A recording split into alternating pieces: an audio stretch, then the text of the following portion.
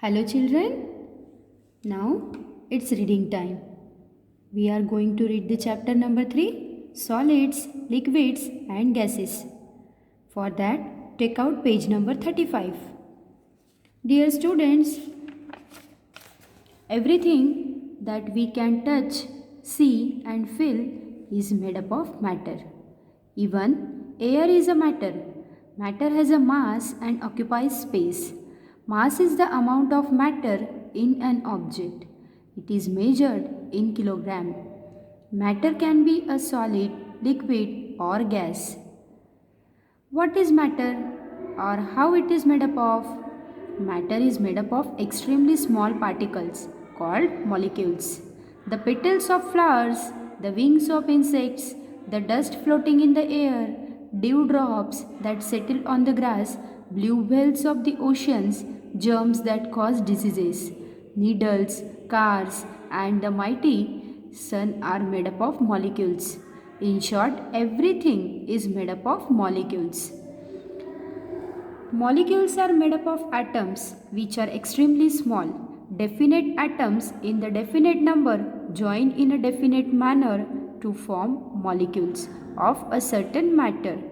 For example, one atom of oxygen and two atoms of hydrogen join in a definite manner to form a molecule of water. The ball and stick model of the water molecule is given alongside. The ball and stick model of a molecule shows how atoms combine to form the molecules. Each ball represents an atom. Different atoms are represented by different colors. It also shows how atoms are held in a molecule.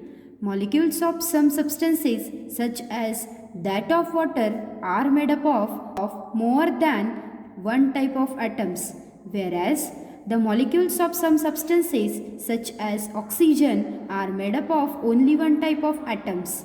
Different substances are made up of different kinds of molecules, but all the molecules of a pure substance will be exactly the same. For example, all the molecules of pure table salt will be the same. Next topic, elements. A substance whose molecules are made up of only one type of atoms is called an element. Oxygen, nitrogen, hydrogen, carbon, calcium, chlorine, sulfur are also example of elements. Gold, iron, silver are also elements. Observe the images given alongside. You will learn that none of the molecules are made up of same type of atoms. This is true for every element. No two elements are made up of the same type of atoms.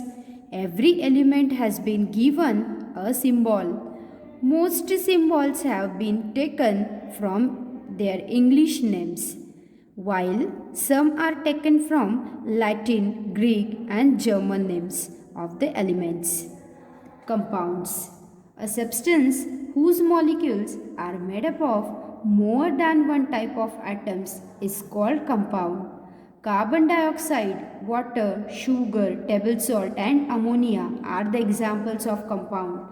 The atoms that form the molecules of a compound belong to certain elements. For example, a molecule of carbon dioxide will have the one atom of carbon and two atoms of oxygen. Similarly, a molecule of ammonia will have one atom of nitrogen and three atoms of hydrogen. Molecules and the three states of matter. We know that solids, liquids and gases are the three states of matter. A substance is either a solid or a liquid or a gas at room temperature. For example, wax is a solid, water is liquid and carbon dioxide is gas at room temperature. Matter can exist in all three states. For example, ice in a solid form, water in a liquid form and water vapors in a gaseous form are the three states of water. The molecules of a matter are held together by a force of attraction. The arrangement of molecules and the force of attraction between them determine the state of matter. Molecules in a solid.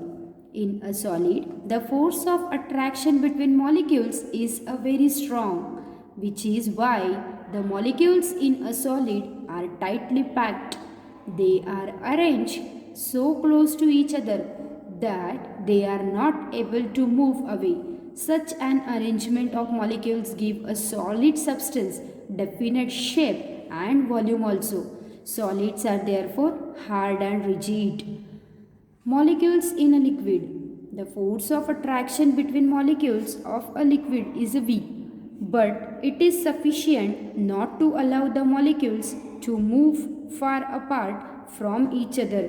The molecules in a liquid are therefore arranged slightly away from each other. This allows some movement between the molecules. That is why a liquid flows and does not have any definite shape. It takes the shape of container. It is filled in. This is why a liquid has a definite volume. Molecules in a gas. There is hardly any force of attraction between the molecules of a gas. Lack of force of attraction between the molecules allows the molecules to move freely and spread in the entire available space. This is why a gas does not have any shape or volume. If cooking gas leaks from a cylinder, it spreads in the entire house. The states of matter can be changed. Heating and cooling can change the arrangement of molecules in a heating and thereby its state. Heat is an energy. On heating, molecules gain energy and so move further apart. On heating, a solid changes to a liquid and a liquid into a gas. On heating, molecules gain energy and move further apart. Just the opposite happens when a substance is cooled. The molecules lose heat energy and move closer. Therefore, on the cooling, the gas changes into the liquid and a liquid into a solid. Changes around us. Changes are of two types. First physical and second chemical. So let's pause. Physical change. A physical change is a temporary change. It does not result in the formation of a new substance as the properties of a substance do not change. For example, the formation of a salt solution is a physical change because both the salt and water can be easily separated. Similarly, the gentle heating of a wax melts the wax. This is a physical change because it does not affect the wax in any other way. The physical change is mostly reversible. For example, when warm liquid wax cools, it becomes solid. Similarly, water changing into vapors is a physical change and the change is reversible. When water vapor cools, it changes back into water. Next, chemical change. A chemical change forms one or more new substances. A chemical change is mostly irreversible and permanent. For example, if sugar is heated continuously, it changes into new black substance. The new substance form is carbon. It does not have the properties of sugar.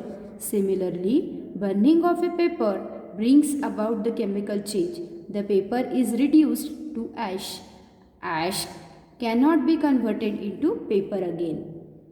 Thank you. Have a nice day.